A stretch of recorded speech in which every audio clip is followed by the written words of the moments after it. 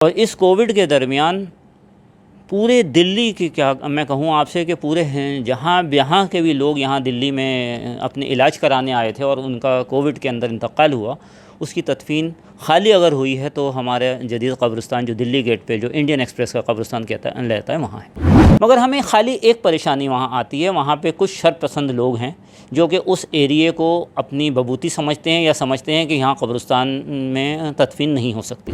मगर जब भी हम लोगों ने वहाँ कोई बॉडी भेजने की बात करी है तो वहाँ कुछ लोग शरपसंद लोग हैं, वहाँ खड़े हो जाते हैं और वहाँ आके वो शायद बजरंग दल के हैं या शिवसेना के हैं, इस कस्म के हैं। इस वक्त कोई हमारा मौका हिंदू या मुस्लिम का नहीं है या हमें कोई जगह कब्ज़े करने की नहीं है। इस वक्त यह है कि हम जितनी भी हमारे पास मैयतें आ रही हैं उनका बहुत ही तमीज़ के साथ उनकी तदफीन हो जाए।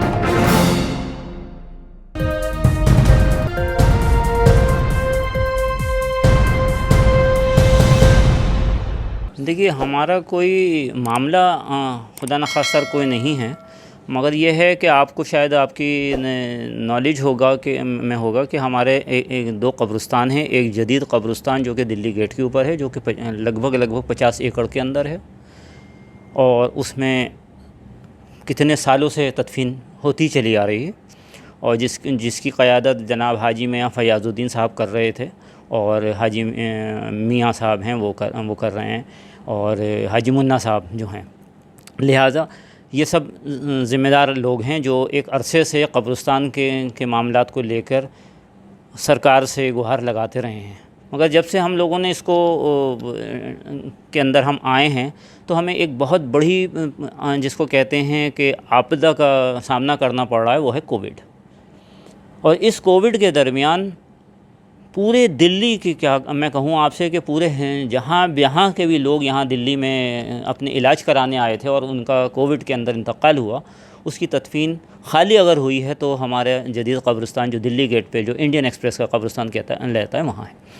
अब आप लोग जानते हैं कि अगर कब्रिस्तान की अपनी एक हद होती है, ऐसा तो नहीं है कि हमारे पास बहुत बड़ी जगह है या हम जो नॉर्मल डेथ आ रही हैं उनको भी उसके अंदर जगह देते रहें और कोविड का भी देते रहें। तो हमारे जो ज़िम्मेदार लोग थे उन्होंने एक काम ये किया कि उन्होंने एक हिस्सा जो कि लगभग 5 एकड़ का है और वो रिंग रोड से करीब, जैसे जहाँ से आप इंदिरा गांधी इंडोर स्टेडियम की तरफ से आते हैं और या पुलिस हेडक्वार्टर की तरफ से आते हैं, तो वहाँ पे उन्होंने एक वो एरिया डिमार्केट कर दिया था।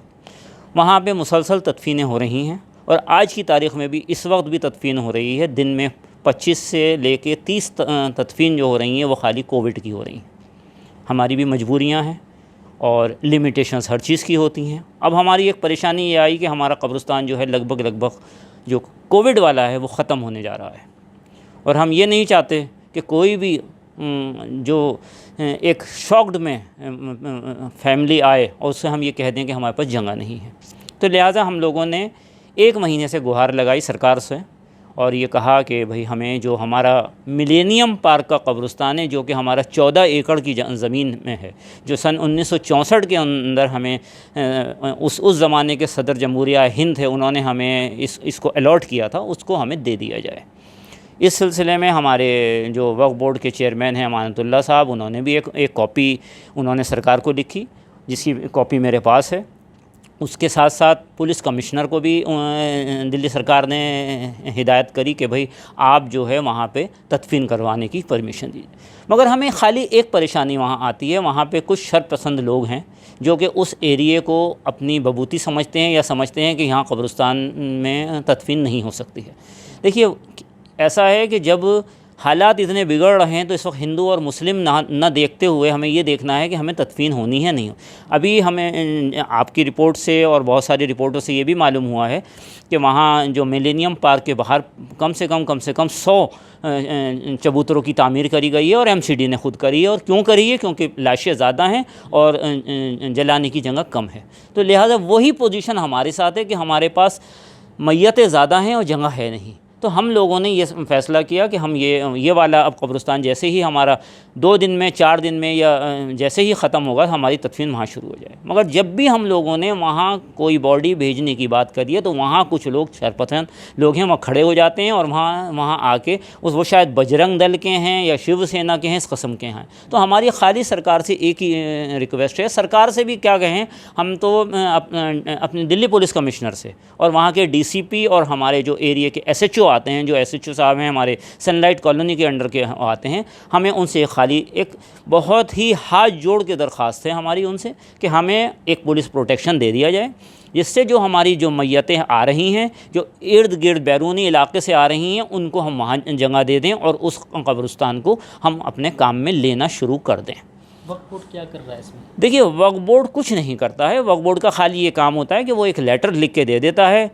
वक्फ बोर्ड कोई एक NCT दिल्ली के अंडर ही आता है ना, वो सेंट्रल गवर्नमेंट के अंदर, और दिल्ली पुलिस जो है वो सेंट्रल गवर्नमेंट के अंदर आती है। तो हमारा जो रिक्वेस्ट है या हमारी जो अपील है वो दिल्ली पुलिस से है, क्योंकि जब तक दिल्ली पुलिस की वहाँ पिकेट नहीं लगाई जाएगी और इस किस्म के शरपसंद लोगों के ऊपर कोई कार्रवाई सख्त से सख्त नहीं करी जाएगी। देखिए, ये इस वक्त कोई हमारा मौका हिंदू या मुस्लिम का नहीं है, या हमें कोई जगह कब्ज़े करने की नहीं है। इस वक्त यह है कि हम जितनी भी हमारे पास मैयतें आ रही हैं उनका बहुत ही तमीज़ के साथ उनकी तदफीन हो जाए। और वो कहाँ हो सकती है, वो इस वक्त हमारे लिए जो सबसे बेहतर जगह है वो है वो मिलेनियम पार्क।